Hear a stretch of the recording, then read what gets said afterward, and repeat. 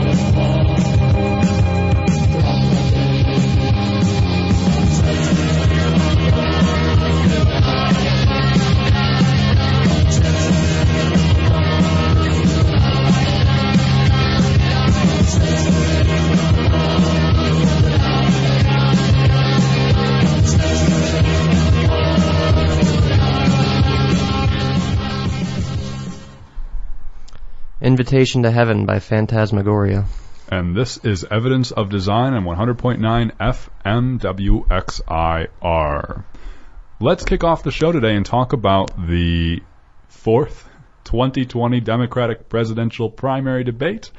We are in the middle of our, of course, election season, presidential election season, which lasts, about 2 years in the United States. In fact, a little more than 2 years. So we're kind of always in election season in the United States.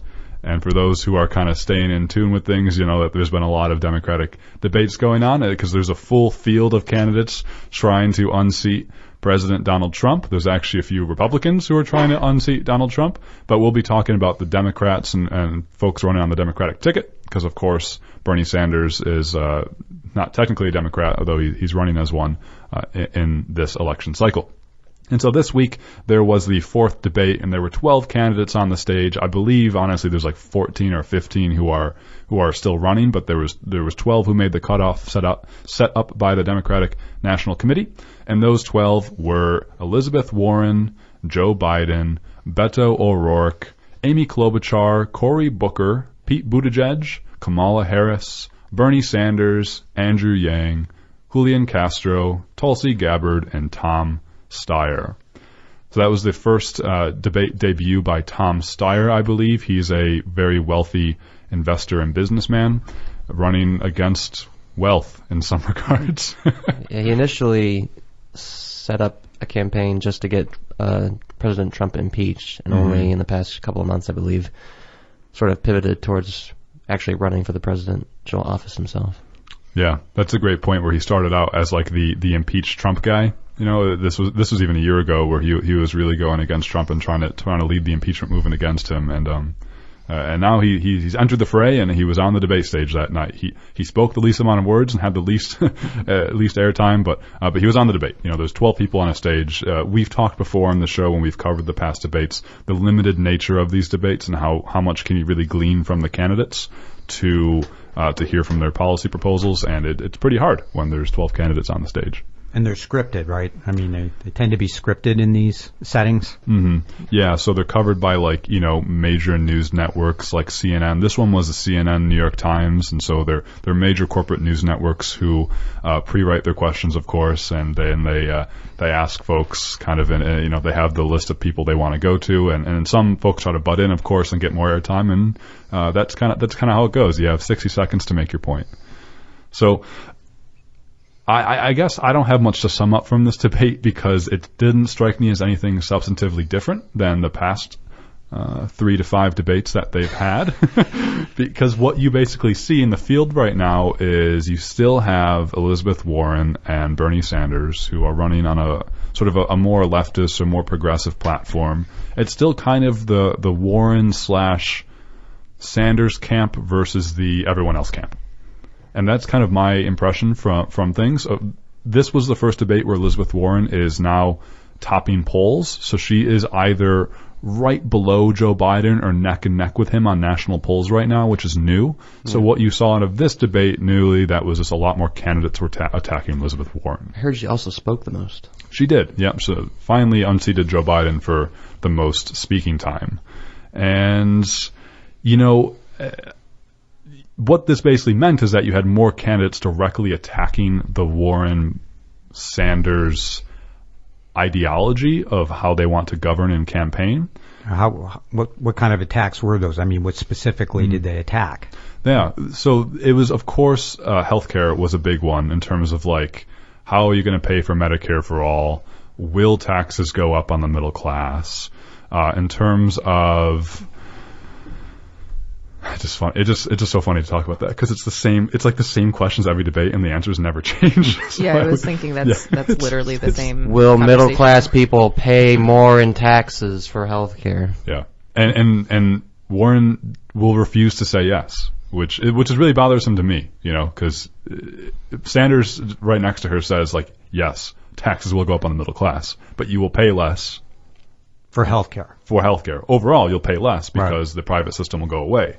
Under his plan, that's what the numbers show out, and he says. But Warren refuses, for whatever reason, to say taxes will go up, even though it's pretty obvious that they I think it's a disingenuous will. question. But. I think I agree that it's a disingenuous question. I also think that, I mean, Sanders, while he does say, yes, taxes are going to give up, he never are going to go up. He never says that first. You know, he always prefaces it with an explanation of people, like the fact that people are already paying so much in other, maybe not taxes, but in other forms. So it's not like a straight out, yes, they'll go up. It is in context. Right. I think Elizabeth Warren just like only gives the context and doesn't give the answer.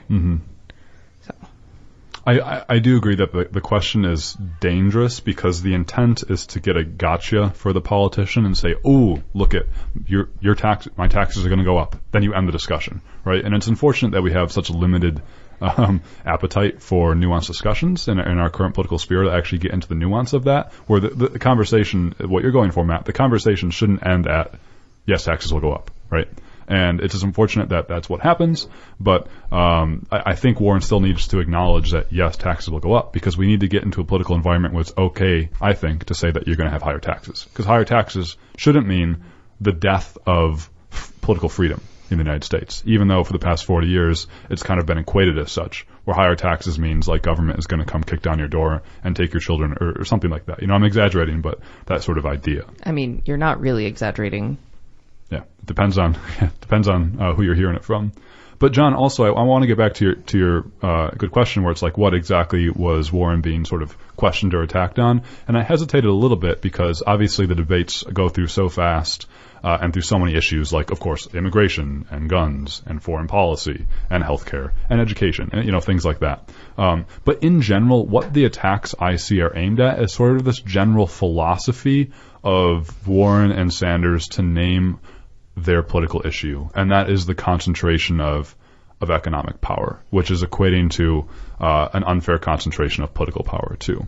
And in general, Warren and Sanders, I think, will say, like, the fundamental issue in our society is that there's too much concentrated economic power. And then they say, like, we need to change that by taking sort of more bold or progressive or radical changes to fundamentally flip the way that this power is concentrated. And they tend to, according to folks who would disagree with that, so you had people on stage like Pete Buttigieg, who was attacking Warren again and again, which I found very interesting. And Pete Buttigieg was saying, like, you know, you're too against naming this one group and calling them out, and we need to instead be focused on healing.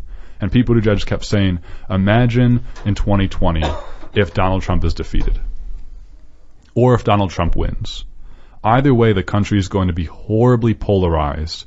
We need instead to be focusing on healing and unity than the sort of disunity that you're proposing, Warren or Sanders.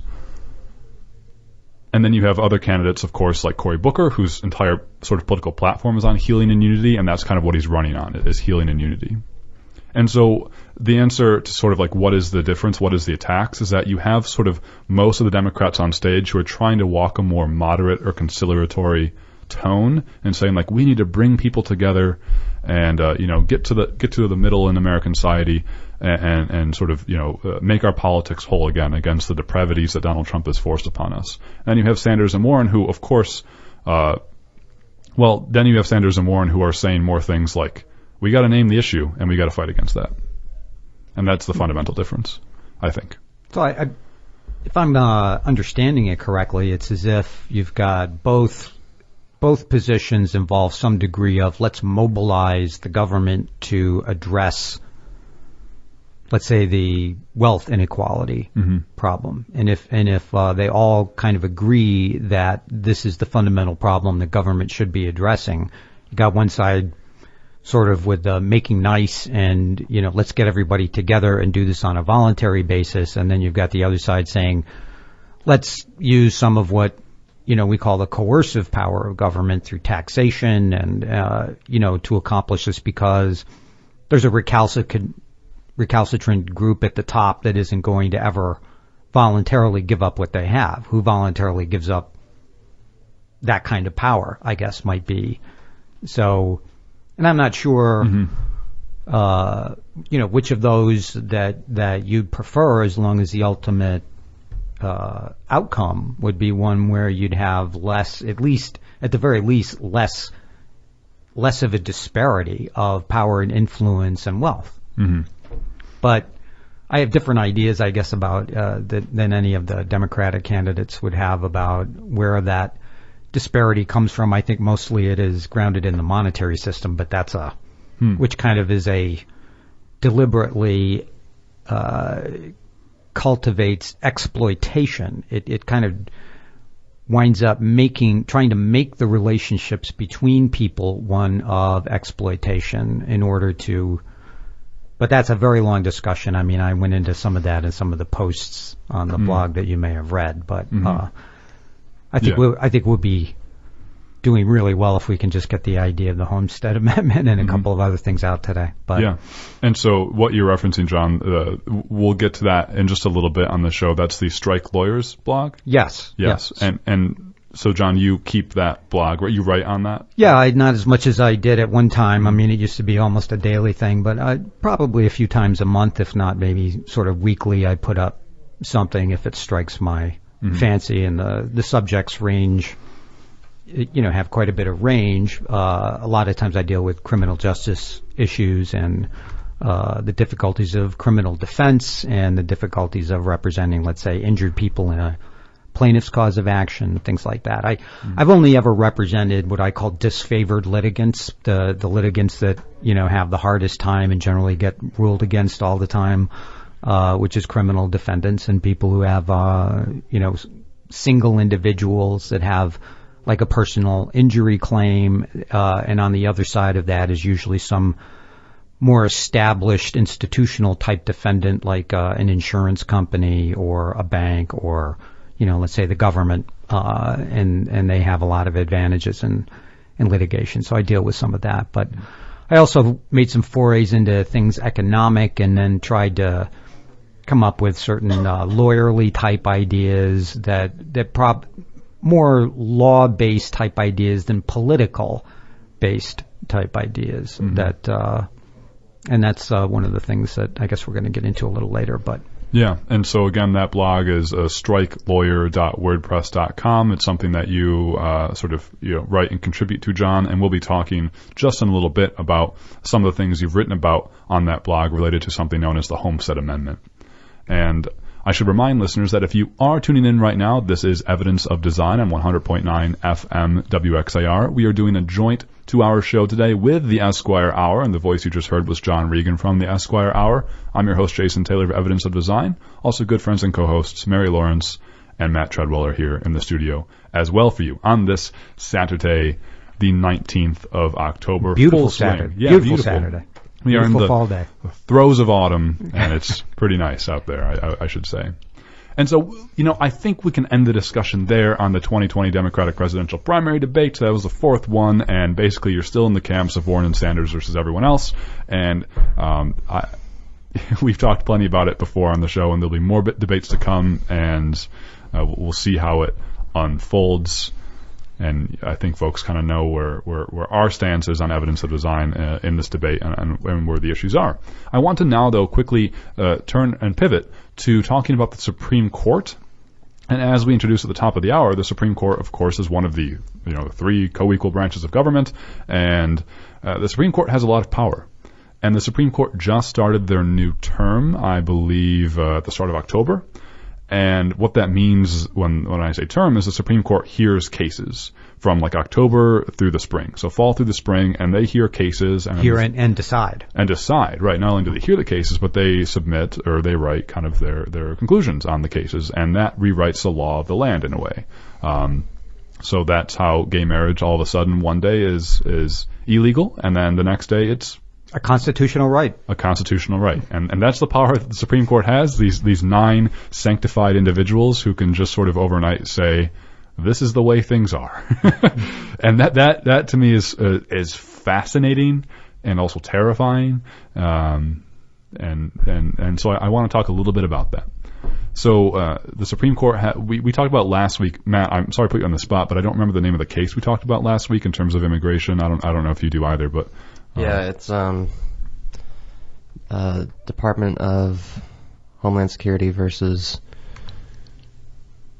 something. And that was it the Dreamers or DACA? DACA. DACA. Yeah, I probably should know this. So I'm fumbling around here, but so the Supreme Court is taking up a number of very important cases this year related to immigration, like you just mentioned, DACA. So the Supreme Court will be hearing on cases related to immigration. They'll be hearing cases related to the extent or the limit of presidential power. They'll be hearing cases on gun rights and proposed restrictions on gun ownership. They're hearing cases on the question of whether or not an employer can fire you because you might be gay. So there's a lot that the Supreme Court is hearing on in this term that can fundamentally rewrite the political landscape. They're also hearing cases that could affect Roe versus Wade and the right to an abortion. And so there are, of course, 9 justices on the Supreme Court, and as of right now, although the Supreme Court is supposed to be a sort of a nonpartisan institution, we always refer to the Supreme Court by its partisan makeup, which tells you how far gone we are kind of politically when we speak of the fact that there are 5 conservative-leaning justices on the Supreme Court and 4 more liberal-leaning justices on the Supreme Court. And so, therefore, it is expected that the Supreme Court will continue to be, as it has been for the past, decade plus, more than that, conservative-leaning institution. That could be a useful way to understand certain things that go on at the Supreme Court, but it's a bit too tidy. I mean, the so-called liberal justices are not all that liberal. The so-called conservative judges may wind up being, not all that conservative, depending. For me, like one of the more interesting characters that has come about in recent years has been Justice Gorsuch, who seems to have some libertarian-type conservative leanings, which make him maybe a little bit better on criminal justice issues for defendants than you would have expected. And for me, that's a very welcome sign that you get some actual scrutiny applied to some of the rules that have come up in criminal cases. The court tended, the dogma about the court, and I hope I'm not going on too long about the one thing. No, certainly not. Was that, they bent over backwards and became very liberal in their treatment of criminal cases and gave all kinds of rights to criminal defendants back in the 1960s. And then through, the things like Gideon versus Wainwright and, the right to counsel, the right to, the right against self-incrimination, the Miranda warnings, all those things came out of some decisions of the Supreme Court in the 1960s. And all of a sudden as the decade ended, you had Richard Nixon, who gets elected president on a law and order claim, which of course the president of the United States has virtually nothing to do with law and order, but this was something that resonated with the populace. And then a couple of years later, you get these movies like Dirty Harry and, a hero cop complaining that criminals get coddled all the time. And so it would be fair to say that all of the decades since then, the Supreme Court and other courts have been walking back from the recognition of any kind of overextension, any kind of overprotective legal rules toward criminal defendants. And we had an explosion in the prison population during those decades. So the pendulum may have gone about as far as it can go on that. I don't know that there's any real significant criminal issues. I haven't seen any. I mean, I do try to follow at least that much. One of the blogs I link to on my blog is called the SCOTUS blog. It's SCOTUS's Supreme Court of the United States. And they do a pretty good job of sort of anticipating what the court might be taking a serious look at and that's an important function because basically in the Supreme Court of the United States, they get about 8,000 to 10,000 applications every year to be heard. Right. Okay. That's what's called the petition for certiorari. And out of those 8,000 to 10,000, they're going to take up, generally less than 100. In fact, in recent years, it's between 60 and 80. So your chances of being heard are, especially if you're a disfavored litigant, are very low. This is one of the disparities that I talk about that, people really should be aware of, but it's an open secret at the court that on occasion, the United States government itself, which appears before the Supreme Court through the Office of the Solicitor General, might bring a petition for a writ of certiorari, well, their chances are virtually 100% of being heard. So the government is a very favored litigant, even at the highest levels. There's some legitimacy to that in the sense that the Supreme Court's looking at it and say, well, this must be an issue of general importance, because that's one of the important criteria that when they're looking at any petition for certiorari is to say, well, it has to be about the litigants involved in the specific case, but the issue that we're going to decide has to have more general significance. Otherwise, we're just wasting our time up here to decide something that is only going to have significance for the litigants themselves. So that's essentially that winnowing process where they get from 8 to 10,000 down to the 60 or 80 that they actually hear. That's going to be one of the main criteria. How they decide that is whether there's a significant issue that people are talking about. So some of these perennial issues since the Roe v. Wade decision, let's say in 1973, has been anything involving, abortion and a state enacting some kind of restriction on abortion. That winds up raising some heavy constitutional issue that there's a lot of political interest in on both sides, and it's a general interest, so they frequently will take up a case like that. In recent years, the gay rights has been a significant issue that the Supreme Court expresses a big interest in, and will tend to take up cases that impact on gay rights. Gun rights. There was a very significant decision about 10 years ago. Heller, I can't remember what the name of the other party was, but up to that time, the Supreme Court had never held that the Second Amendment was primarily about an individual's right to hold, some kind of weapon, an arm, like a rifle or a pistol. But in that case, they did hold that it really wasn't dependent on the states having militias, as kind of is in the language of the Second Amendment. But they basically said, well, that doesn't really have that much to do with it. This is really about people being able to, having a right to bear arms. So they get interested in that kind of an issue. The one that they took up on gay rights this year it's a little annoying to me, because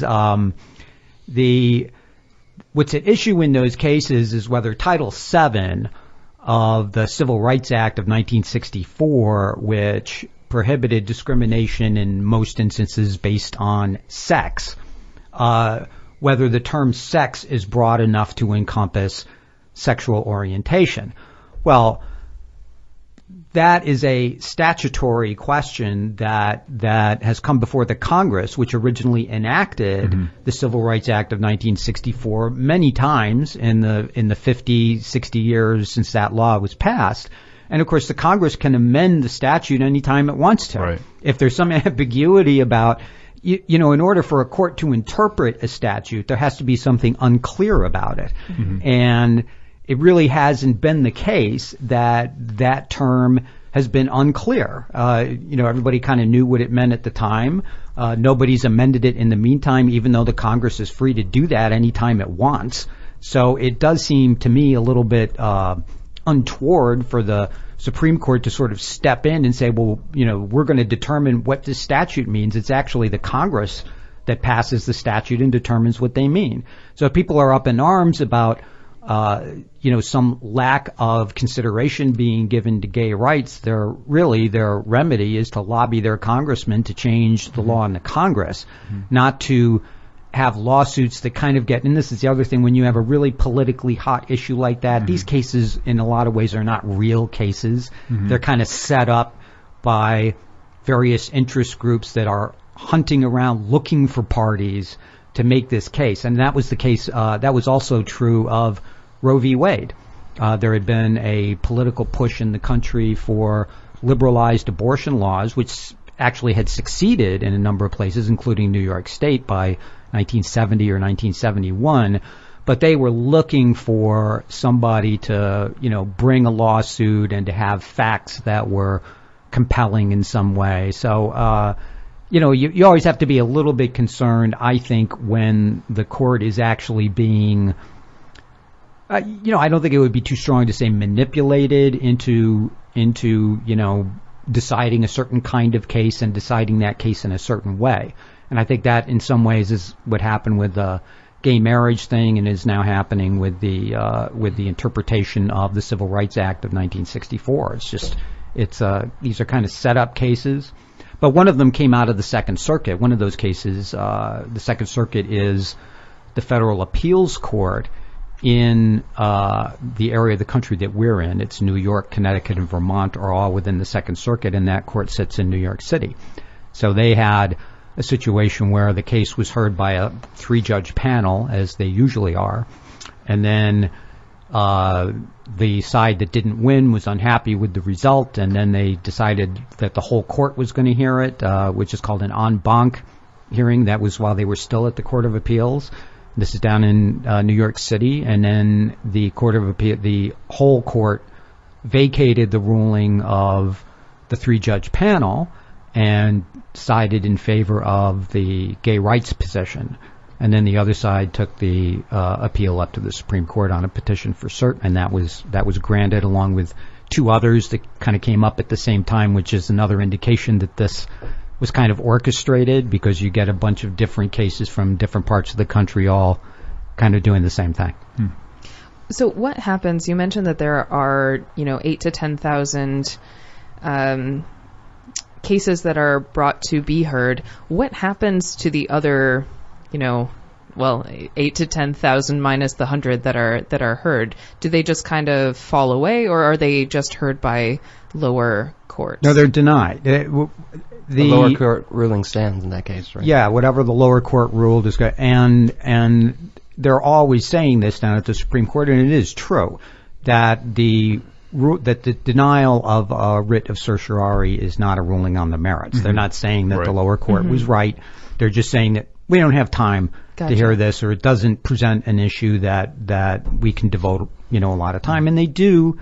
We have one of the reasons I think some of the talk about expanding the number of justices has some merit is that we're now a country of 300 million people. Right. Yeah.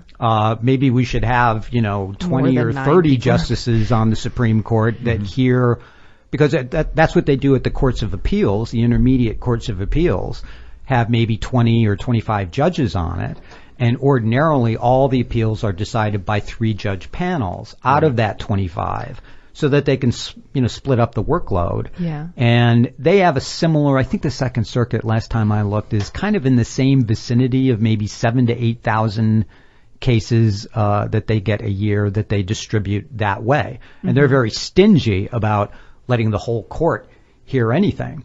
So, but in the Supreme Court, basically, that petition for cert goes down there, and no justice is going to look at it unless, at least several law clerks, and each justice has 4, and then there are, I think, some others that work for the court generally, but some law clerk is going to have to look at it and say, oh, here's an issue that we might be interested in. And, with the vast majority of cases, they're not really going to look seriously at them at all. So, John, I actually want to stop you there, and we'll go to a quick break here on 100.9 FM WXIR. Really want to thank everyone for tuning in, and we'll kick it right back to all these great points that John's bringing up on the Supreme Court right after this short break here on 100.9 FM WXIR.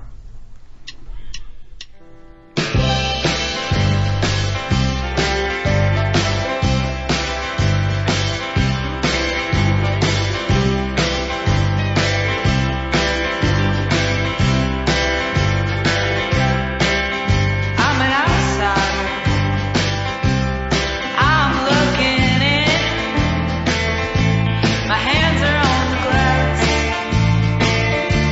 I'm hoping to get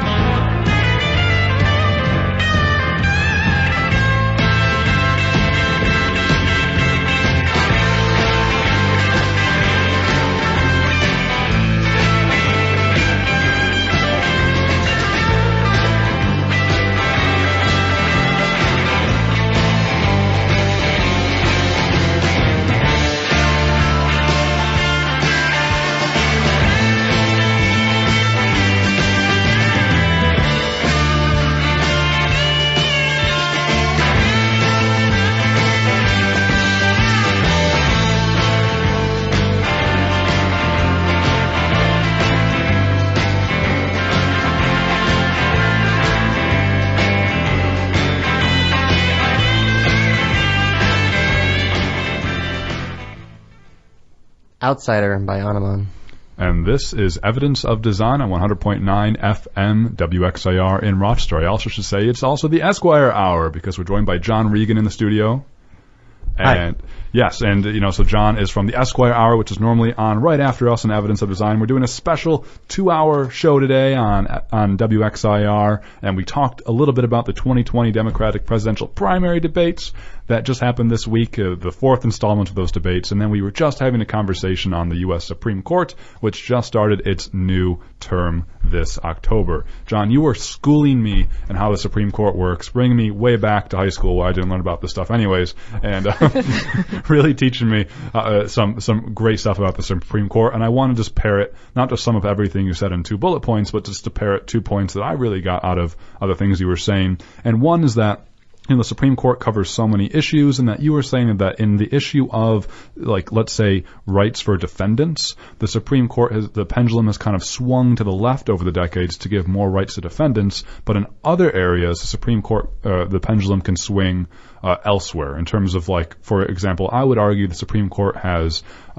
really favored corporate power over the years, and we've seen that with cases like Janus versus AFSCME in terms of unions that we've covered before. We've seen that, of course, notoriously with Citizens United and cases like that. And so it's very interesting when we have 9 bodies sitting on this supposedly apolitical court, the pendulum kind of swings more in a more nuanced way, and I thank you for pointing that out in more specific issues. Well, I don't know how much that's really like political in terms of left and right. I mean, I wasn't a huge fan of Justice Scalia, but I didn't dislike him either. There were a lot of things I would have agreed with him on. Every once in a while, he'd surprise you on some kind of criminal case. But for the most part, his position was judges should do very little, and whoever is the winner, coming in should be the winner going out, which reflected not so much that he was right-wing, right, but that he had tremendous faith in the institutions, almost to the point where he thought, well, if they made some kind of mistake, who are we to correct it, number one, and number two, as far as I can tell, they hardly ever make any mistakes. I mean, that was kind of Justice Scalia's outlook, which would lead him sometimes to make a liberal type of ruling politically, but most of the time, I mean, a kind of a conservative outlook. So, and I think that, to some extent, that's a function of the background of the people that are on the Supreme Court. I mean, the institutions have all really put their stamp of approval on every one of those guys. Mm-hmm. And if the institutions are somehow all messed up, well, then, aren't we all messed up is kind of how they might look at it. So they do tend to favor institutions, and no institution is favored more than the United States government, which has a separate bureau down in Washington called the Solicitor General's Office that argues cases on behalf of the government in front of the Supreme Court. They virtually have their way all the time. Certainly in terms of being heard, they also, will predominantly prevail in their position. And they frequently appear as amicus on criminal type cases, for example, because there's usually some kind of federal governmental interest involved in that. But the other thing that you have to bear in mind is that... Can I jump in, though, John? Sure. On the second point, just because it's tying to what you said. I don't mean to interrupt you, but that really interesting point that you just mentioned about Justice Scalia, who passed away recently, and then that's why, Justice Gorsuch sits on his seat.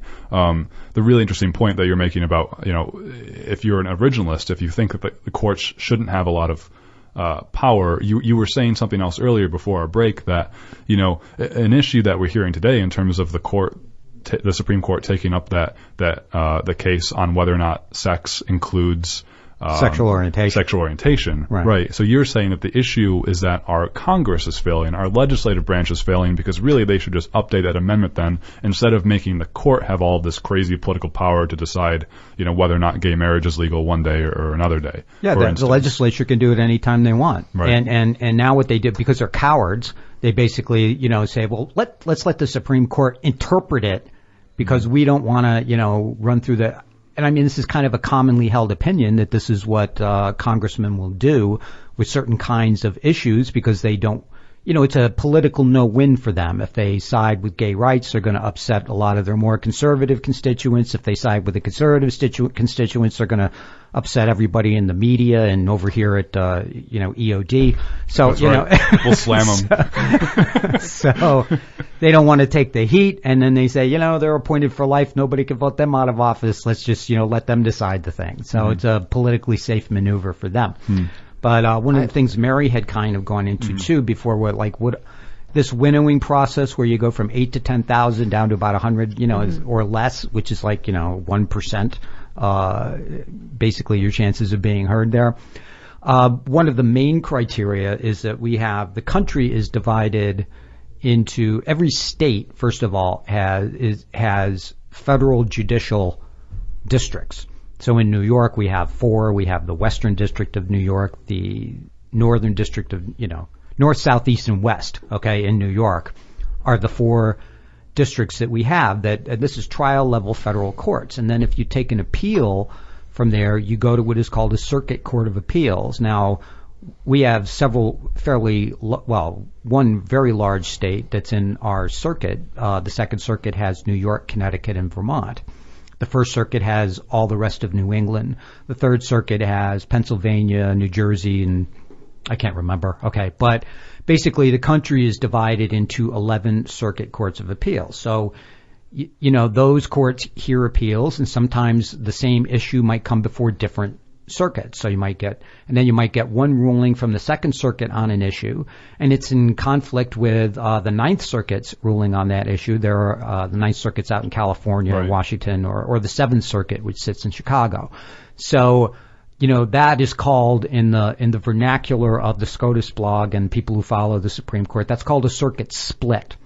So when there's a conflict between the circuits and they don't have the same rule, then that is also one of the main criteria that if you take a case up there, you say, hey, you can decide this case and resolve this issue so that there's no longer a circuit split and that the law is uniform throughout the country. So that's another one of the criteria that in fact, that's one of the main criteria. If you've got a circuit split and it's been going on for a while, and if it's deep and intractable, in other words, the circuits aren't changing their mind or they can't change their mind, then that's a good reason for the Supreme Court to take it up to kind of resolve the conflict within the country about what the law should be. So uniformity of the law is an important value there. Yes, Matt. I had a question. Here I am to answer those questions. And going back to your point about how the court has stepped in on deciding matters that have traditionally, at least historically, been left up to Congress. Is this a trend that has been increasing in the past few years? I'm not no expert, but it seems to me that things have become increasingly more partisan, at least starting with the first election of Obama back in 2008, and that increasingly, laws or just any sort of form of legal change have been enacted either by decisions by the Supreme Court or by executive orders from the office of the president, and the Senate is increasingly just more and more gridlocked. Right. Well, okay. This idea that we kick things to the Supreme Court because they don't have the political risk, I think it reached a pinnacle probably in the early 1970s and has been walked back ever since. Even Justice Ginsburg, Ruth Bader Ginsburg, basically has said on the record, or at least in some interviews, that she thought Roe versus Wade was a mistake for that reason. And I also think you could make a good argument, whatever your feelings on the underlying issue, that the gay marriage thing was a big mistake because the states were kind of sorting it out on their own. And there would be contention. Sometimes you have to get that contention out of the system and let it be resolved democratically or let it be resolved popularly, because a side that gets, thwarted at the Supreme Court by 9 people is going to tend to feel like they got cheated. They were lobbying their legislators that, and people feel like they should be able to make these kinds of decisions for themselves or at least have a chance to have these things aired out democratically and not taken away from them by, a cabal of 9 guys that are, or nine people up on the Supreme Court. So, the trend has been against that. I would say, ever since. So I think even, like I said, people on the left, the Supreme Court does not want to make a decision and then have 100,000 people show up every year on the anniversary of the decision in Washington to protest their decision. I mean, that's what happened with Roe v. Wade. I mean, it hasn't happened with anything else since then. But then the Supreme Court has been very stingy about doing that kind of thing since that time, kind of, I think, having learned their lesson. But that has bad ramifications in other ways because they tend to have been a very hands-off court. So, for example, at that same time, especially as we headed into the time of, really an explosion of criminal prosecutions. I don't know if you guys are probably not old enough to remember this, but they used to talk about the litigation explosion of all these lawsuits, people suing everything. This was something that was real popular back in the 1980s for people to talk about. There was no litigation explosion in private lawsuits, but there was a litigation explosion in criminal law, where we wound up with huge numbers of people in prison at the same time. Due to largely Supreme Court opinions, the federal remedy of habeas corpus that might have been employed, still sparingly, not all the time, but it was employed. Let's say if somebody was convicted in a state court and there was a federal constitutional violation, they could bring a habeas corpus and they'd stand some chance of being heard. Starting about in the 1970s, that was cut back so far that basically habeas corpus has been written out of the law by the Supreme Court since that time, except for death penalty cases, which are very few and far between. So, and I believe we have a caller. Hey, you're on the air. Hi, Aaron from Queens here. Aaron from Queens, how's it going? Excellent. Yeah, I tried calling in last episode from Vietnam. Actually, unfortunately, it didn't work. I couldn't get the calling to work on my phone like I wanted it to. But anyways, I had a question for your guest. Now I'm just calling from boring old Queens now. But my question is, what does your guest think about the legality, or I guess also the morality of the idea that some Democrats have floated around about expanding the Supreme Court in order to, even out what they believe is unfair practices that the other side has done, and maybe to restore to its ideological balance.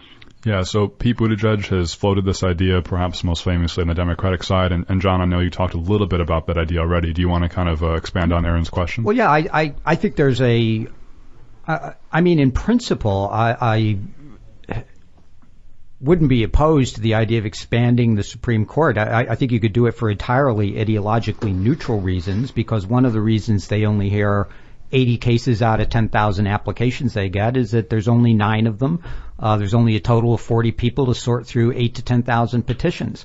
And if they were structured more like the courts of appeals, where they could distribute the workload differently, I think that might improve things regardless of the ideological orientation. But if the question is, would that be proper or moral to try to expand the number of justices just so that you could achieve an ideological result, I would say no, because the Supreme Court ultimately is an anti-democratic institution. I mean, it decides things based on principles that have nothing, in theory at least, have nothing to do with what the popular opinion is. And you don't want to, let them do that too much. I mean, it should be reserved for very definite, very clear legal values that you're going to override a majority. And I forget what number 2 was going to be. I'm just not as up on things as I just don't move as quick. I try. Aaron, are you still on the line there?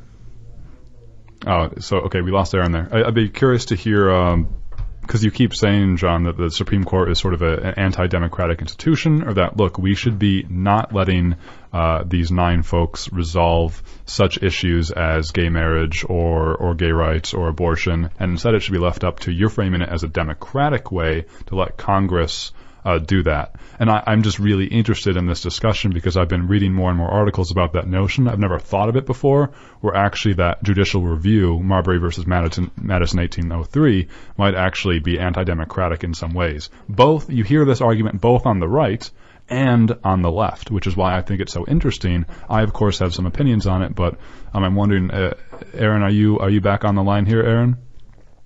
Hello, Aaron from Queens, are you there? You have to hang up, I think. Aaron, are you there? I'm here. Awesome. So, yeah, hi. I don't know if you were just hearing that, Aaron. Sorry to call you back. Thanks for giving us a ring back. No, it's okay. If I may ask a question of you, what do you think about the Supreme Court being an anti-democratic institution? Should the Supreme Court be stronger or weaker? Do you have thoughts on this? Right. Well, I mean, the idea of something as an anti-democratic institution can both be good or bad, because it can have positive and negative effects. Because think about it this way, like for most of American history, people believed that African Americans were, say, inferior, were supposed to be slaves and such, and their place in society was justified. And I'm not sure what the polls were at the time of, say, the civil rights rulings or Dred Scott, which was obviously not a good decision. But actually, stuff theoretically. No, I don't want to interrupt you. Go ahead. Sorry. Yeah, I'm just saying that, just because it's a Supreme Court decision is against popular opinion doesn't necessarily mean it's a bad decision, right? You could have the Supreme Court. I'm not sure there are many examples of this, but there could be an instance of the Supreme Court choosing to, move in a progressive, more equal and fair and better direction for society when most of the country does not want to move in that direction. Well, if I so it could both be a good and bad tool. I think you're absolutely correct about that there are times that even though it's anti-democratic, you do want the Supreme Court to weigh in and rule on things. But the example you brought up is very interesting and poignant, because the slavery issue was something that had been fought about at the Constitutional Convention in 1787. It was an issue every time the country expanded from, and got a new state in. We had to decide whether that was going to be a slave state or a free state.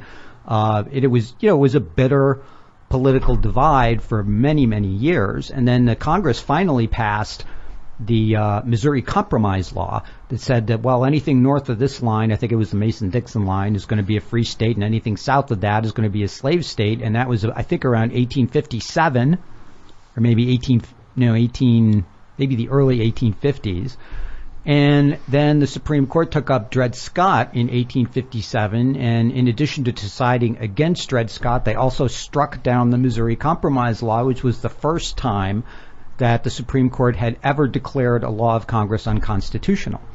And that led, very directly to a civil war. So you could really make the argument there that, having the Supreme Court weigh in and try to resolve it was a huge mistake that just led us into a terrible war over it, whereas maybe if we'd fought it out democratically as we had been doing, however messy that was and however long that was taking, maybe that would have been better. Interesting. I'm just noticing the time here, and we do have to wrap up our first half of today's episode. Aaron from Queens, thank you very much for calling in. We will stay on the air for the next hour, actually, so you're welcome to hang on with us or give us another call. So if you're just tuning in, this is Evidence of Design on 100.9 FM WXIR. We're also joined today by John Regan from the Esquire Hour. We are doing a 2-hour show today, a joint show between Evidence of Design and the Esquire Hour. So we're finishing up our normal Evidence of Design time slot, and we're going to flip over at the top of the hour at 12 to the Esquire Hour, but continuing our conversation with the same four folks around the table. And so we talked this hour about the 2020 Democratic presidential primary debate, the most recent one, the fourth one that happened this week. And we also spent a considerable amount of time talking about the Supreme Court. I would love to continue this conversation, but our sights are set on the next hour and something called the Homestead Amendment that we can delve into. And basically the idea with that is, what if private property was a fundamental inherent human right, and you weren't taxed on it, you didn't have to pay a mortgage, so therefore you couldn't be forced off of your land or your home by your inability to pay. Very interesting. We'll continue this conversation right after the top of the hour here on 100.9 FM WXIR. Thanks for tuning in. Stay tuned.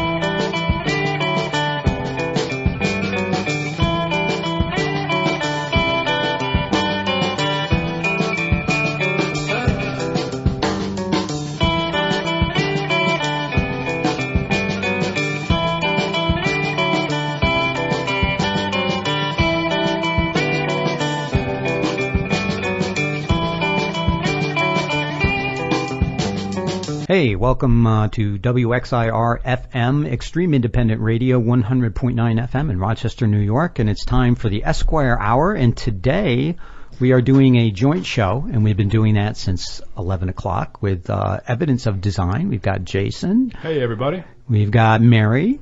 Good morning again. And we've got Matthew. And we're all here for the second part. This would ordinarily be the Esquire Hour, which is why I'm blabbing on about this right now. But we also have a topic that we're going to get into sort of as a follow-up to these other topics that we discussed in the first hour. So yeah, in the first hour, we were talking about the 2020 Democratic presidential primary debate, and we got a lot into the Supreme Court. And now we're going to jump into talking about the Homestead Amendment, as we've been teasing for an hour now. I want to remind listeners real quick that, of course, this is live radio on Saturday, October 19th, and that means you can give us a call at 585-219-8889. Again, that's 585-219-8889. We're also available on the Evidence of Design side to contact us at radioeod@gmail.com and Facebook and Twitter at radioeod. But that number one more time, 585-219-8889. So, John, we alluded to last hour that you kind of keep a blog. It's called Strike Lawyer, and it's available. It's Lawyers on Strike, but the address is strikelawyer.wordpress.com. Strike Lawyer sounds super cool. That's a good band name. Strike Lawyer. Yeah, I can't believe I don't have a trademark on that. But anyway. So Never too late. Lawyers on Strike is the name of the blog, but it's accessible at strikelawyer.wordpress.com. And you recently wrote something about the Homestead Amendment, and we'll be talking about that this hour. But I want to first kick off the discussion, John, perhaps by reading your definition of what the Homestead Amendment would entail. Just the text of it. Just the text. Yeah. Oh, and I just exited out my page that had that text, but I brought it back up because I'm a professional radio man. So here's the text right here of the Homestead Amendment. You write that this would be the proposed text, and it would say that neither the United States nor any state shall tax residential real property or permit the encumbrance of residential real property by reason of any debt. Neither the United States nor any state shall evict any person from their principal residence for non-payment of rent. John, what are you talking about there? Well, it occurred to me, something that's been periodically a big issue and does in fact tie in, I think, with the income inequality or the wealth inequality that you guys talk about on the show a lot is the problem of homelessness. And one of the things you learn working in the legal profession is that basically nobody ever really owns their home. We have this whole mythology about owning your own home, but we are structured legally so as to have people having to constantly pay for the roof over their head, either because the property is taxed or because they're renters or because there's a mortgage on it, and on down the line, or because you just happen to have wound up owing somebody some money and they have reduced it to a judgment, which becomes what is known as a lien or an encumbrance upon real property.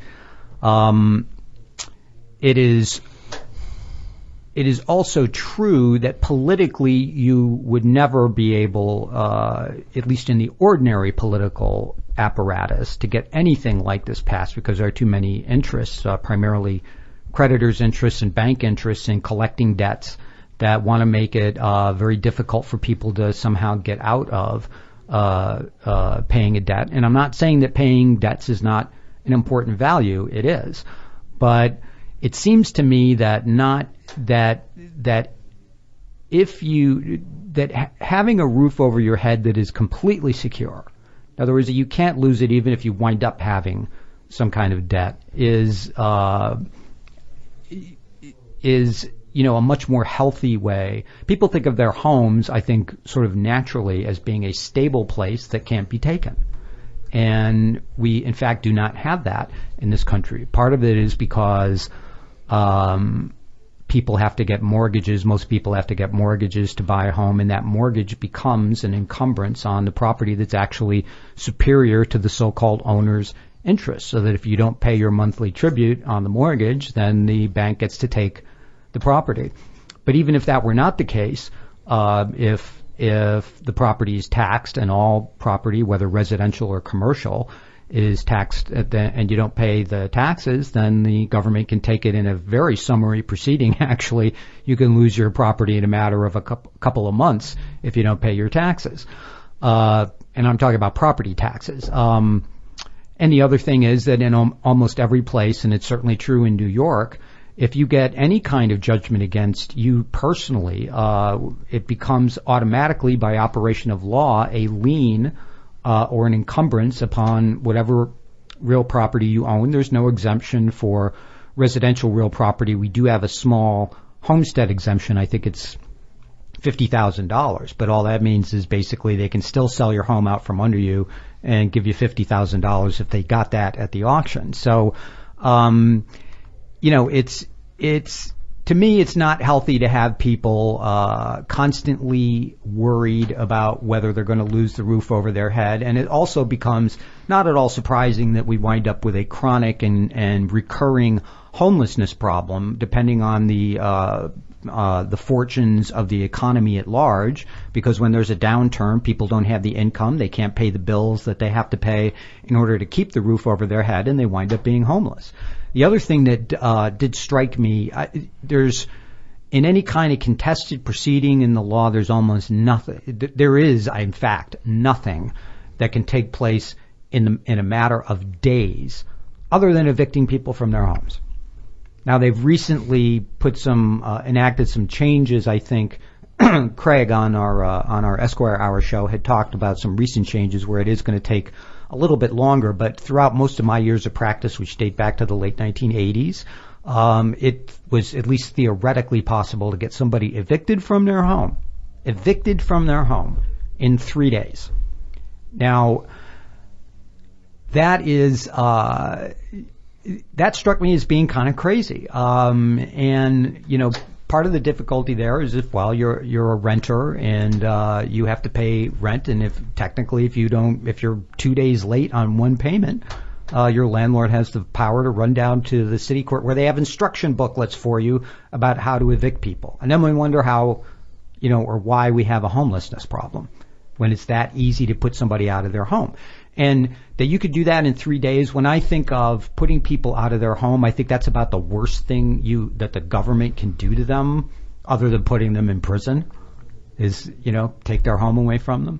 So the idea of the Homestead Amendment was to say, we're not going to enforce mortgages anymore. The first step in the enforcement of mortgages is that the bank, after you do your closing, the mortgage gets taken down to the county clerk's office, slapped on right there, and then that especially if it's what is known as a purchase money mortgage, is going to be superior to any other interest in that property. So and the conditions of that mortgage are that you keep paying the bank every month, and which is it's fine to pay debts. I mean, I'm not arguing against that. I just think that it would be a better regime if once you had a roof over your head, it couldn't be so easily lost. That's, I am wondering, I'm wondering if this Homestead Amendment would make any difference for people who are already homeless, or if it only is helpful for people who already have property. Okay, and now one of the difficulties with a constitutional amendment, I tried one before where I was talking about a jubilee and just having a one-time cancellation of all debt and things like that. These wind up being very complicated things. I'm sure. But you have to try to take into account. So, for example, a lot of people, if you talk about canceling all debts, a lot of people rely on a debt to them to live, sure. Right? I mean, one of the relationships that you have, if you have a bank account, where you finally are a creditor, you may not know this, but you're a creditor of the bank. The bank account is a debt of the bank to you.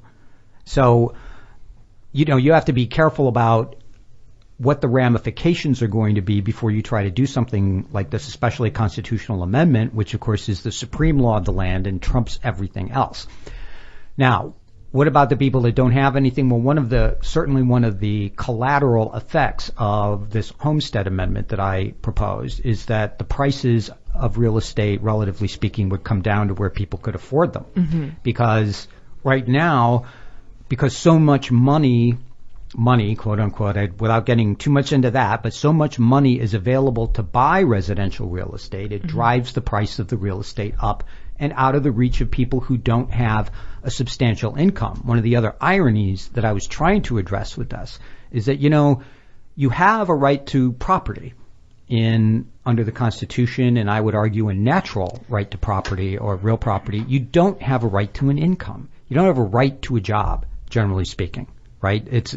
A job is a free association between you and your employer, that you can leave at any time and that your employer can discharge you at any time. And that's one of the important ingredients of freedom in our country, is the freedom to go from one thing to another. But that also gets hampered by the fact that you're taking such a risk by not having any income if you can lose the roof over your head. So it drives a lot of what I think too is the wealth inequality in this country, that we keep people insecure about the roof over their head. I think that's a pathological thing, basically. And the powers that be, our Congress people, our state assemblymen, our governors, our presidents are never going to address this. It's something that people would have to do themselves. It would have to be a very populist kind of thing where people understood what was really at stake and acted in the mode of self-government that the founders of the country thought that we could. But this would get rid of, after this amendment was passed, there would be no such thing as a mortgage. There would be no such thing as any risk that you took that wound up, you wound up with a money judgment against you. It would not be a lien against your home. It would not be a lien against any residential real property, which sounds like it might be difficult to accomplish, but it really isn't, because there are zoning laws that basically define property as residential or commercial. So this would not apply to commercial properties. You could encumber, the Kodak building or an office building or a factory or something like that. But you could not encumber residential real property. So people's homes, maybe even, I think, this is one of the things I had to think about, but even a second home, like if that is still residential real property, even that, And then the other thing is to say that nobody could be evicted from their home because of from their principal residence for non-payment of rent. That's kind of addressing, number one, the second home problem, where, you could be evicted from a second home if it's not your principal residence. But what you're trying to get at there is to, what it would tend to encourage is that people could still rent, but all the rent for the term would have to be paid up front, because nobody would want to take monthly payments and then not have the option of evicting you if they didn't get the monthly payment. So it would tend to make some things a little bit more difficult for people who were already homeless. But if you could clear that hurdle and get into a home, there's no way you could lose it, right? And so I think I just think that's a better regime, or at least it's one way to change things. It wouldn't change everything instantly. It wouldn't instantly make all the homeless people, not homeless anymore. But I think over time it would establish a saner legal regime that would be less pathological. I think basically, I don't think insecurity over the roof over one's head is healthy. That's my opinion. It's certainly very stressful and anxiety-inducing for people who don't have that. I know that there are a lot of people, living out of your car is in some ways a trend, but in some ways necessary for people who have really high student debt. So that might alleviate some of that. I'm wondering, John, if there's a greater movement. Is this an idea that you've come up with a group, or is there a greater movement behind this? And how does one add an amendment to the Constitution? Okay. It's a big question. It's extremely difficult to amend the Constitution. You basically have to you either have to have a constitutional convention, or you have to have an approval by 2/3, a supermajority of the Congress, and then approval by 3/4 of the states, so before you can amend the federal Constitution. So It's a very difficult thing to accomplish. You have to have something that would have a lot of backing behind it in terms of, has this been the product of any committee or Politburo? No. These are the insane imaginings of and musings of my mind that I sometimes record on the Lawyers on Strike blog. But I wanted to kind of put it out there, see what people thought about it. As we discussed at one time, it's really more, I think property rights are often a better thing to focus on because they do not require, it's not so much that they ever require anyone to do anything. It's that it requires people to refrain from doing something. So, if you have a right to the property and you say, we're going to protect it from this or protect it from that, you're basically saying nobody can come and do anything to you. As opposed to the contractual right, let's say, of a lease, where you are renting your property, and when they need to evict you, you have to get the sheriff to go down and take people and actually physically boot them out of their home. And property rights are kind of static that way, but that's a better way to relate to one another, where we kind of do not affirmatively engage in conduct that harms other people.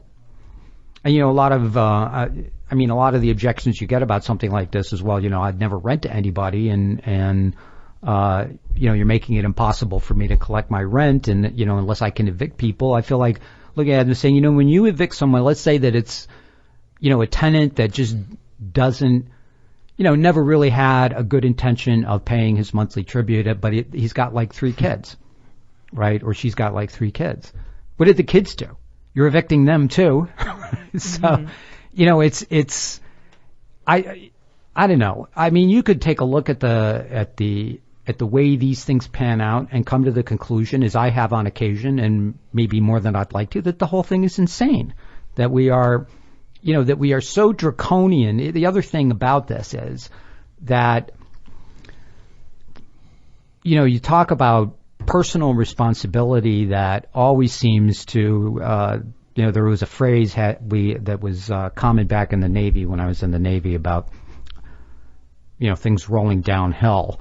The idea being that, it's the people at the bottom of the pecking order that are always being lectured about their personal responsibility. Yet, you got Jamie Dimon of, I forget which bank he's in charge of, but Jamie Dimon, these banks fold. I remember when Washington Mutual, it was the largest savings and loan bank in the United States, went under. Nobody even got sued. None of the individuals involved that were collecting major paychecks from this institution that just went under, nobody even got sued.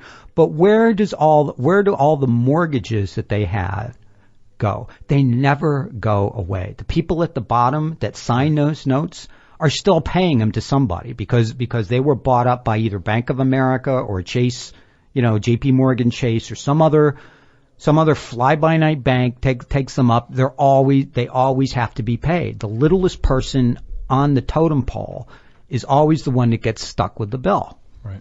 And a lot of the people way up the food chain, get a pass. And I don't know, to some extent it's structural.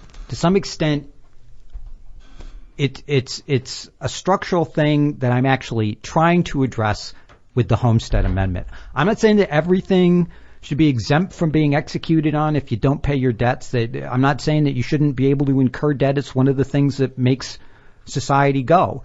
But what I am saying is that people's homes should be secure.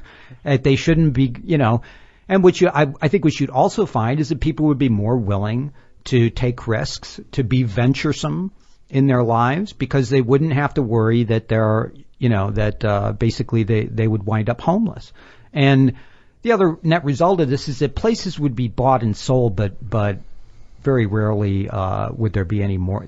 There wouldn't be any kind of mortgages. I mean, money wouldn't be available to borrow because nobody's going to lend money unless they can have a mortgage and encumber the property. And we should just remind listeners that this is a joint episode between the Esquire Hour and Evidence of Design, and that you're welcome to participate by giving us a call at 585-219-8889. Again, that's 585-219-8889. We're talking about the Homestead Amendment this hour that John Regan from the Esquire Hour is proposing. And so, John, if I can turn it back to you in very simple terms, just so we're all on the same page of what the Homestead Amendment would do, it would basically make it so that there would be no tax on your property and that you couldn't be evicted from your property. If it's residential. In other words, if you had other kinds of property, there could be. So if you were to go and buy a property, you would still have to pay for it, right? Property wouldn't be free with this amendment. Correct. Okay. You'd still have to, in other words, but at the point where you had bought a place that was your principal residence, nobody's ever going to be able to take that away from you, absent war, natural disaster, something like that, right? I mean, whereas the situation now is that there are dozens of ways where you could wind up losing your home, even after you don't have a mortgage. It's, that's what I think I find objectionable, and I think we could fix that, but the only way it's ever going to be fixed is if we do it ourselves. It's never going to be fixed by your Congress people or the president or anybody else. Well, yeah, because they all have stable homes and don't necessarily think about it as an issue. Well, yeah, the president, as a practical matter, is never going to be unemployed, right? I mean, somebody's always going to want the ex-president working for him and giving him a pretty substantial salary. So, and they generally are pretty well fixed before they get into office. So it's not like, there are other ways to clear the hurdle of being concerned about being homeless, even in the current regime. But the problem is that hurdle is so high. You have to get to a point where basically you're independently wealthy with a huge cash reserve in order to not be worried that you might be made homeless within a few months. Well, let me play devil's advocate here and think about a world in which we do have a right to property, whereas you buy property, you can't be evicted from it, you don't pay taxes on it, and no one can force you off the property, residential property, once you've bought it and own it. Wouldn't that enable wealthy folks to buy up every piece of property? Because if they're not paying taxes on it, you could own a whole bunch of land. It wouldn't really cost you anything. Then we'd be going back to a feudal system where a few wealthy people own, enormous tracts of land. Well, that's why it's important that nobody can be evicted from their property due to non-payment of rent, right? Because that's the other provision. So what would be the point of the rich people buying up all the property? They can't rent it. So it can't really devolve into a feudal society anymore, because basically renting is going to be pretty much impossible. So renting as in allowing people to live on it, but what if folks could rent it to have people work on it, which is what feudalism also had, that living component where you could live on this land, but it was also like you can sow my fields and that will be the way to make your income. Well, the problem with that is that that's a very good question, but essentially you acquire property rights in a place that you occupy and live in, whether you. That's essentially been the law for quite some time. So you're raising a good objection, obviously, but there just wouldn't be any percentage like there is now for wealthy people to buy up a lot of residential property. Basically, residential property would become places for people to live, and nothing there. They wouldn't be cash generating machines for the international economic Ponzi scheme like they are now, right? That's where all those mortgages of Washington Mutual went, into some derivatives market that, eventually somebody buys them up, but the bottom line is that the schmuck at the bottom is always still going to be paying, because there's somebody going to be standing there to collect on what they've paid, even if it's pennies on the dollar that they paid for it. So, yeah, it's an interesting objection, but I don't see that, especially if you combine that with the idea that you are really discouraging renting. Just not discouraging renting for people from renting if they wanted to, discouraging people from being landlords.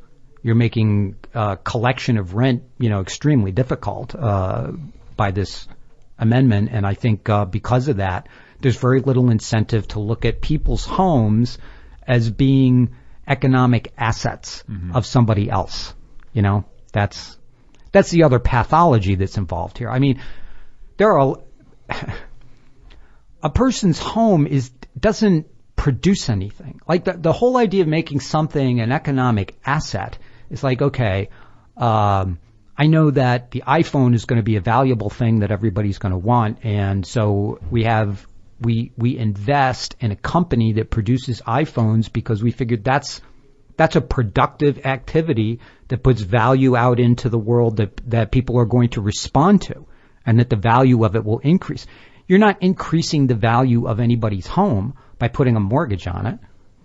You're just, and yet you have these ridiculous games like I was in Toronto recently, and the problem that they had there of just, they're putting up building after building, residential building after residential building, and the people that are buying the condos don't live in Toronto, right? And they don't live in New York either. New York had a very similar problem. Mm-hmm. And why are they doing this? Because they're turning a residence that is designed for people to live in, not, into some kind of gambling chip.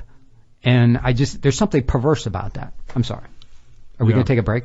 Well, why don't we? And then we can invite folks to call in again at 585-219-8889. We're talking about a radical position here. So something that John's bringing up, of course, which is the Homestead Amendment that he's proposing. And that would basically say, look, you're not going to have any debt anymore in regards to your home. You're not going to have to pay taxes on it. Once you buy residential property, it's yours to keep, and you have a right to do that. So it would be taking home ownership out of the commodities market and not having it be an economic asset. Instead, it would just be a place to live and not an economic asset. That's what we're talking about. We'd love to hear from you. 585-219-8889. This is a special 2-hour dual episode between the Esquire Hour and Evidence of Design on 100.9 FM.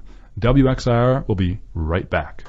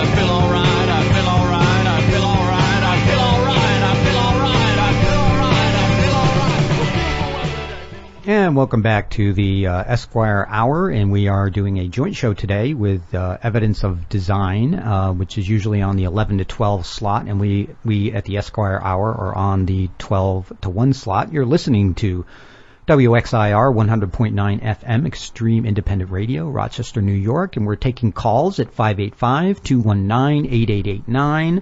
And we've been talking about this crazy idea I have about the Homestead Amendment. And Jason, I think you had a few things, or we were going to talk about when we came back. Oh, one thing I mentioned while we were off the air is how I was talking about how distorted, in some ways, our economy becomes as a result of the way we treat residential real estate. So that we don't really know what a good salary should be for anyone anymore, because we don't think about how much we have to pay them in order for them to have a decent standard of living. We think about how much to pay them, how much we get to pay them so that they can borrow to have a decent standard of living, which is not the same thing at all. And, you know, I put it elsewhere to say that, you know, people have to earn their living, not borrow it. And, you know, to the extent that you have so much borrowing for personal expenses, you basically can't figure out anymore what we should be paying people. And that has, you know, ramifications beyond just the minimum wage problem. It's a distortion, an economic distortion that harms people, again, at the bottom of the pile, I think.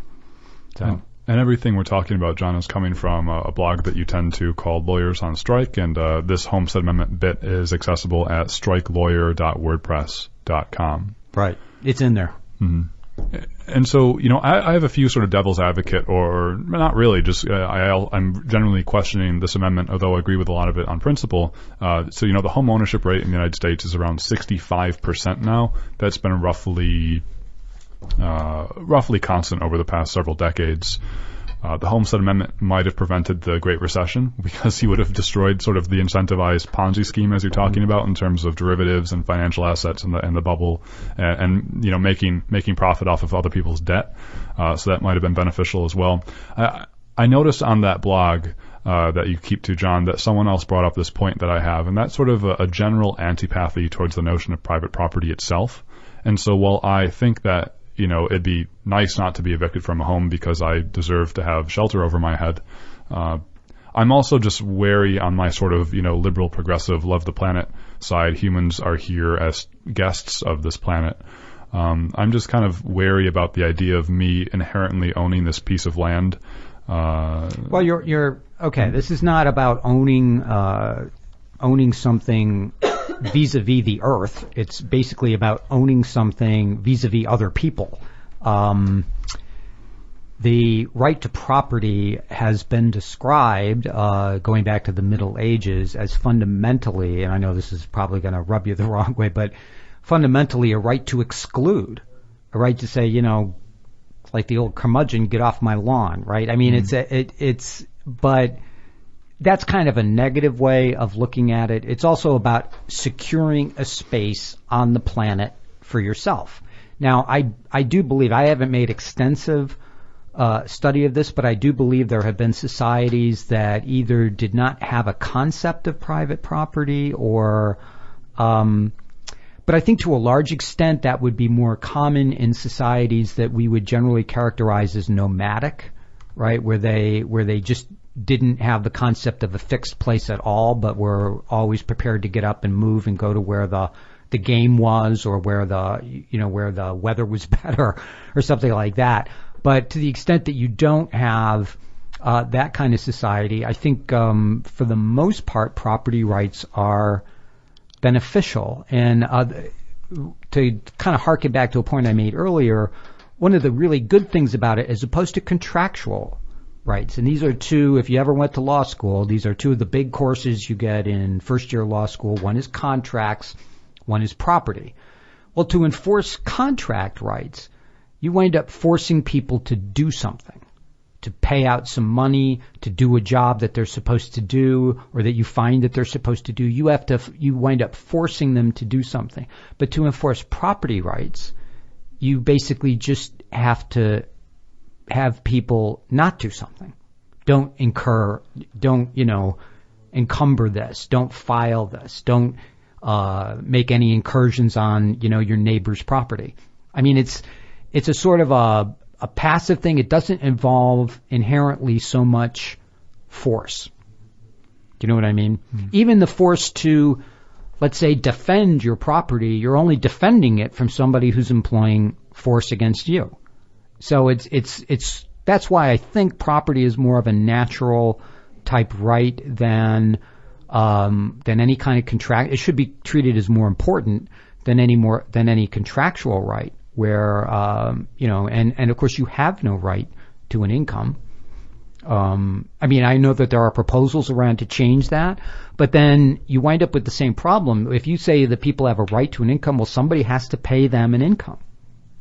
You're making people do something as opposed to ordering them to refrain from doing something. Do you see the practical difference in that, plus maybe to some extent a moral difference, right? In other words, we should, as between the alternatives of forcing somebody to do something and forcing them not to do something, just to, refrain from doing something, you would generally want the latter because it doesn't involve, violence, basically, not inherently anyway. I have a question that's semi-related to the idea of the right to property, and my question is about the intergenerational impact. So you brought up earlier, someone having 3 kids and they can't pay their rent, and so everyone gets evicted. I'm wondering how your proposal for an amendment would change the way that property is passed on, or when you have a right to property, is it just you, and does it kind of end with you, or would it stay in your family, and how would that be split up if you have multiple children or something? All right. Well, generally, once you own something, you basically own it forever, and until you relinquish it, right? So when you die, you pass on your property to your heirs either by will or by what we call intestacy. And if let's say you have, like I came from a family of 7 kids and there was only one homestead that my parents have, obviously we're not all going to move back into the homestead. So what generally winds up happening is that there's an estate created, an administrator of the estate that's usually called the executor, and then the property is sold, and then the proceeds of the sale is divided. So it really wouldn't change much with respect to that. That would be about the same thing. The only difference being that people would really own the property. You know what I mean? When you talk about 65% home ownership in this country is not genuinely home ownership. Right. I mean, home ownership in this country approaches zero, from my opinion, because all these people that consider themselves homeowners, there's actually a superior right to their home than the one they're claiming. Right. So even if you pay off your mortgage, you're still taxed, and then you might not be able to pay your taxes. Right. Yeah, I mean, in most places that's not that much of a practical concern, but it's a concern in principle, right? Yeah. And I mean, if you're going to go down this road, you might as well go cleanly. It's like when before I had this very long amendment that was about a jubilee that basically was a one-time cancellation of debt, which actually was a pretty well-known practice in antiquity where you had kings or individual rulers who would occasionally, at least periodically or maybe on a whim, say, you know what, I'm forgiving all debts. Nobody owes anybody anything right now. And it becomes a very complicated thing to do in the society that we have set up, because almost everything is a debt from one person to another, and people rely on that for their living, for their food. I mean, Social Security checks are a debt from the government to the recipient of the Social Security. So you have to be careful about, canceling debts.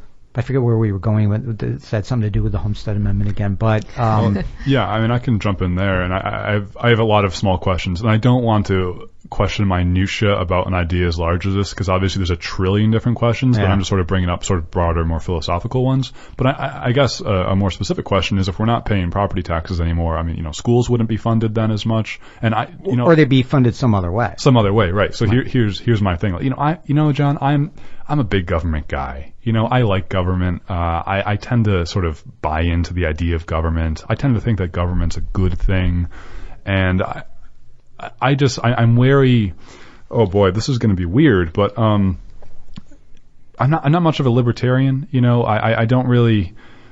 Man, I don't know. I'd have to take more courses on political philosophy to say what I'm trying to say here. But I'm just wary of the intentions of people, going to your question, Mary, of having this sort of hereditary ownership of property. And going back to a point I brought up earlier, I'm skeptical of people's ability to buy a whole bunch of property, because I think of life like a game of Monopoly, and it blew my mind when someone explained to me that life isn't like a game of Monopoly when you start from scratch, right? In real life, you're jumping into the game of Monopoly when people already own all the property.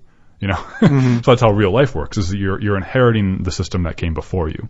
And so I'm just wary about, this sounds good in principle to start with, but what if people who are born 100 years from now and, wealthy people, I just still think that there's danger here of restricting the ability of government to collect taxes and then to support programs and then to not regulate the size of the property that people will own, because you're still going to have people who own bigger sizes than others and will buy them up. So I just spewed out not one question, but 40, and I apologize for that. But that's sort of a constellation of my thoughts that I'm worried about. I'm not sure. I want to thank you for bringing up an objection like that, because I'm thinking in certain terms when I come up with something. I was trying to keep it simple, but something that would also be effective to sort of do. But like with anything else, I probably put a lot more thought into that Jubilee Amendment, because there were a lot more obvious difficulties. But with this seemed like a relatively simple idea to me, that, maybe one of the principles involved here, or what it's don't make the perfect the enemy of the good, right? I mean, we're not going to.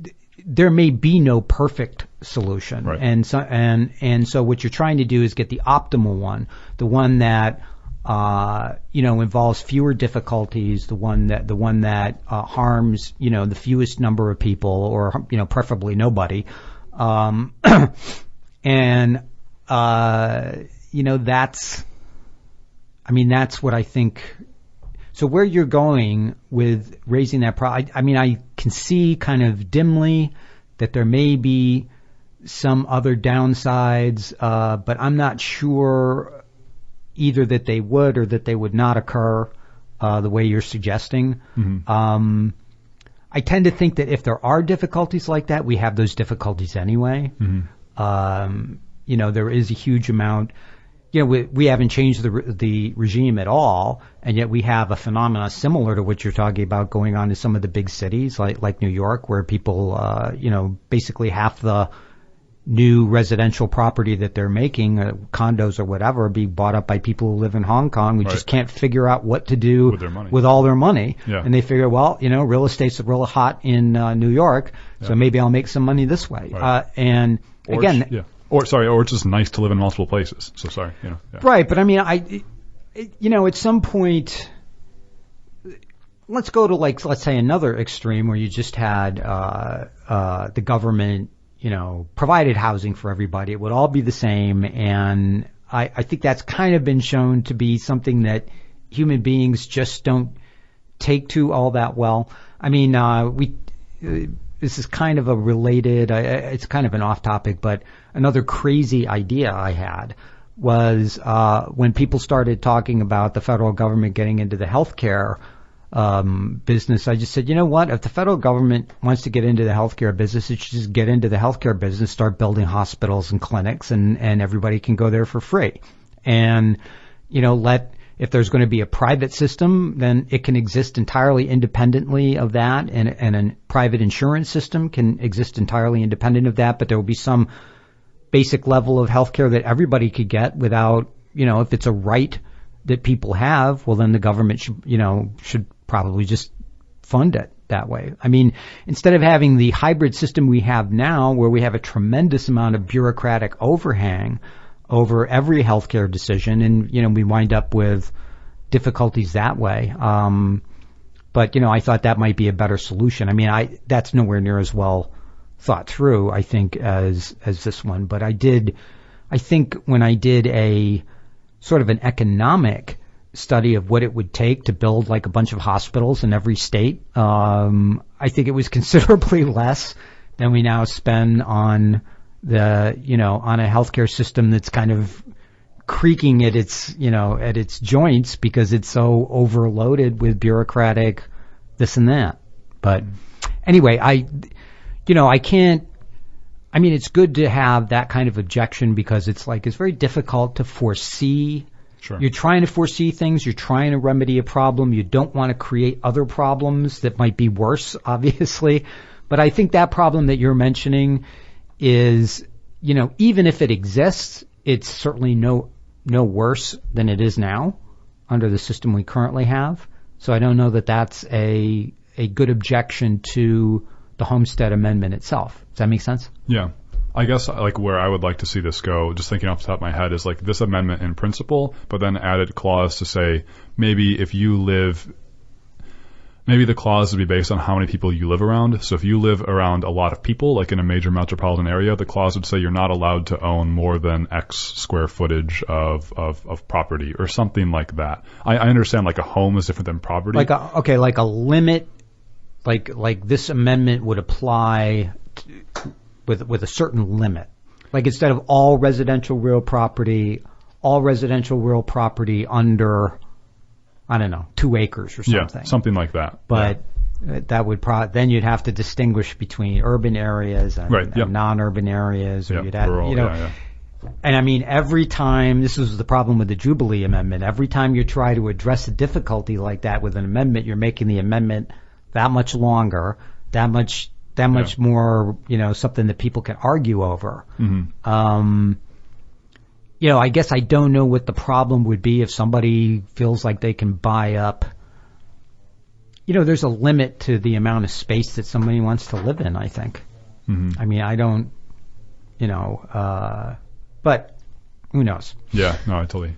Something I'd like to go back to, too, is one of the first points you made when we were even looking at what the Homestead Amendment is, and that was the idea of not being able to be evicted from your primary property. And I'm wondering if that would actually kind of tie into this question here, where maybe people wouldn't be able to lose their primary living property, but all those other pieces of land that they would buy up wouldn't be their primary living property. So theoretically, under this amendment, they could lose those. Yeah, oh, absolutely. Yeah. Because I was thinking of a, kind of like somebody having a second home or a vacation home or something like that, or maybe several vacation homes that, they could be evicted from those. Although they wouldn't be renters if they own them, but maybe it shouldn't be all residential real property. I'm not sure, but anytime I think about something like that, it gets much more complicated as to both, what exactly you're trying to accomplish and how to say it. Mm-hmm. I mean, there's, what I mean? There's a lot that goes into just figuring out how to say or how to pass a law that accomplishes what you want to accomplish. Mm-hmm. It's not that easy to do. Yeah. It's and lawyers aren't necessarily all that good at it. I'm not bad at it, but it's something that you gotta really ponder a lot before you decide on what kind of provisions or restrictions or how specific you want to be. Generally, you want to be only as specific as you absolutely need to be. You don't want to, because almost everything is going to create some other kind of issue or some other kind of question. Yep. Yeah, I'm just always. What comes to mind when I'm wary about the idea of the wealthy owning a lot of property is just, not like it doesn't happen already, but you have someone like Tom Golisano who thinks that it's okay to vote multiple times. He's openly said, I want to be able to vote at all the pieces of land that I own and count that as all my residences. And there are people out there like that. Well, it used to be a property requirement for voting. Yeah, right, precisely, yeah. And some people advocate that today because they basically say that people who don't have any property don't have any skin in the game. Yeah, that's and obscene. Why should we give people that have, that don't have anything at stake the power to vote themselves, something from people that do have something at stake? Right. Yeah. And I think that's kind of a lunatic idea, but certainly. But that's the argument. I mean, I guess. I don't know about that. I don't see it as being any more of a danger. I guess the answer I would give you on that objection, which is a really good objection, is that I don't see it as being any more of a danger under what I'm proposing than we currently have anyway. So it shouldn't really be an issue. This is more about, giving people a realistic chance to just get a place that they can't lose. And it's theirs, and they can do what they want with it, and they can hold it as long as they want, and nobody can take it from them unless they voluntarily sell it. I mean, that's, I do think that the idea of the primary property is really important, based on like what we're talking about, like even with the Tom Golisano thing that came to mind actually just before you said it as well, where like if you have to commit to a primary property, then that would be like your voting location, your kind of like the place that you can't lose. And these other ones are kind of like, if you choose to buy other properties, they're secondary by nature. Right. I'd have to devote some thought to that about how that's kind of the idea anyway. I wasn't really looking to protect people's second home or vacation home. That's what I got out of your explanation, but I just thought it might be interesting to bring into. Yeah, but how to say that? Yeah. Every time you go, it creates a proof problem, first of all, because one of the things about saying residential property as opposed to commercial property, let's say, is that places are already zoned that way. You don't have an argument about it because for other reasons having nothing to do with the amendment, we've already designated some properties being residential and some properties being, commercial. So it's like that part of the work, so to speak, is already done for you. You're just incorporating it into the amendment. If you now throw in not just residential property, but residential property that's used as a principal residence, that throws in a large number of other factors to be proven before anybody is protected. And that would have to be done, very carefully, if it can be done at all, right? So sometimes you want to just paint with a broad brush and, collect some of the sharks in with the tuna and stuff like that. But okay. I guess we're running out of time, Jason. Did we use the whole 2 hours? We did. Did I go on and on just like I said I was going to? Not at all. Yeah, it looks like we did run out of time here. And I guess if I can help to wrap things up, that this was a 2-hour joint radio show between Evidence of Design and the Esquire Hour. And so, thanks, listeners, whether you tuned in for a few minutes or the whole time. Really appreciate you tuning into your local grassroots community radio station, which is 100.9 FM. WXIR. You don't find these conversations elsewhere on commercial radio stations because they're all about... They're corporate owned. Corporate owned. They're all about making that money. So, John, you'll be back next week on the Esquire Hour with Craig, perhaps, the other host? Carson. Great. All right. And on Evidence of Design, we're back from 11 to 12 on Saturdays, and you can always find our past episodes on YouTube by searching for Evidence of Design episode 22, let's say. We have episodes 1 through 69. You just got to be more specific from your search because we don't have enough viewers yet for YouTube and Google to honor us if you just type in Evidence of Design in the search bar. You got to do a little bit of digging, but we're on there. Yeah, anything to say, John, before you wrap up? No, but I think we usually say at the end of our show, in the words of Greg Salmon, ladies and gentlemen, we stand adjourned. Indeed we do. Be well, be safe, and bye-bye.